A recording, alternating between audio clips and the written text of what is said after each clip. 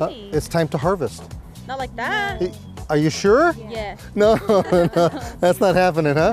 No. And I'm really glad that you're recognizing that that's not exactly how we're supposed to do something like this, because these are very delicate plants and we have to treat them as such. And what the neat part is that there's a lot of different techniques that we use for harvesting our vegetables.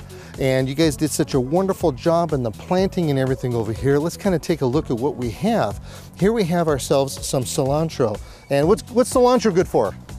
Salsa! Everything! Tacos! Salsa too. Okay, one of the most powerful tools that you can have when you do any kind of harvesting happens to be your thumb and your finger, okay? Not only is it good for hitchhiking and making you breathe better, you put them together like this and you can actually harvest a lot of things. So here we have this right here. What we want to do is we could tell that it's very herbaceous. You guys know what that word means?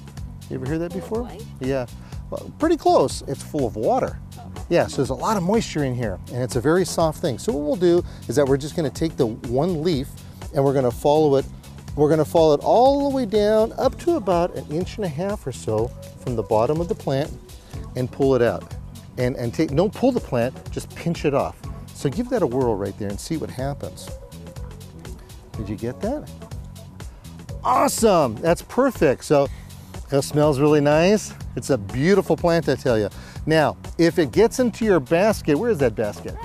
Then it's a lucky thing because we'll be able to take it inside, we'll wash it off, and then we'll use it. Now, you gotta remember, because we have an organic garden over here, if you decided just to start gnawing on this stuff, it's not the end of the world because we know that they don't have, you gotta make sure you don't get it in your whiskers. It's not the end of the world because you'll be able to eat it. So that's kind of a good thing too, isn't it? But it is always better that you wash it off. Bring a basket out with you. You could always have an apron like you've got, or you've got a kind of fancy thing over there. What's that thing called? Cornucopia. Cornucopia, yeah. Typically on cornucopias, they were originally designed for carrying our fruits and vegetables into our dining room table, shall we say. Yeah, just like that. But today we use them more for decoration more than anything. But take a basket with you, take a bag with you, whatever it takes. Okay, we have some more plants and things that are going on over here. In fact, here we have some radishes. Check these radishes out. Can you see them? Okay, now if you look at the base and the top of these radishes, you see how they're kind of poking outside the ground? Yeah. Oh, look at that. Look how big they're getting right there. Now, as far as I'm concerned, I like radishes. Guess what I'm gonna do? Pick them. Yeah, go ahead, knock your socks off. Now you're gonna wanna take and you're gonna wanna try to get it as close as possible and to kind of wiggle it out of the ground. And the reason for that is you see this big long root? This is called a taproot. This taproot is attached to the soil over there, obviously, so you want to try to get it all as best as possible. Then once you have it, here's a great example of something that needs to be washed for how dirty it is, and then we'll take it and we'll put it in our basket. Now look at this cauliflower. We got a couple of interesting things happening here. We have some of them that are real tight knit and we have some that are open. And the reason why that happens is because of environmental conditions. It gets a little too warm and then this happens. Here's a great example and a time to where you could take and you should pick them. Now I would probably use one of a couple of tools. I would use something like this, just get a knife, and then once you go ahead and take that knife, looks like something's been on that one, take the knife, or what you could do is you could take a pair of secateurs, and these right here are pointed ones, and there's, why don't you take these? Okay, and what you want to do is you want to go just a little bit, about halfway below, or about 1 inch or so below the head itself and snip it off.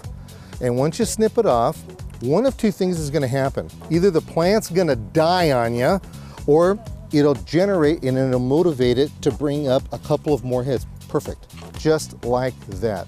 So does it smell good? Yeah, okay. All right, let's put it in our basket because that lettuce over there is screaming our name. You see how this thing is really growing up like this? Yeah. This is a condition called bolting. What'll happen is that first and foremost, a plant that has bolted is bitter. Never eat it. This plant is no good any longer. So what we're gonna wanna do is we're gonna wanna grab it, pull it, and just yank it out. It's not good any longer. And the reason why it happens is because of environmental conditions. When the weather gets too hot and the soil dries out. It's a combination that the plants just don't like, and it's a survival technique for it.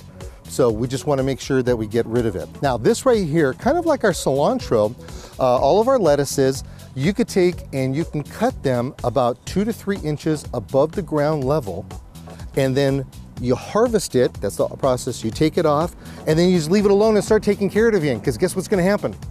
It's going to grow again. So let's go ahead and start that process over here and get this stuff harvested.